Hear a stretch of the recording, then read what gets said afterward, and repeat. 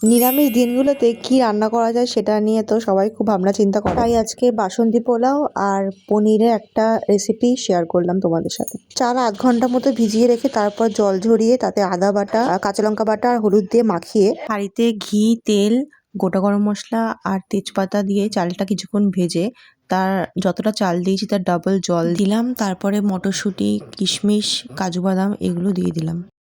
ব্যাস, পোলাওয়ে সব কিছু দেওয়া কমপ্লিট। এবার শুধু চালটা সেদ্ধ হওয়ার পালা।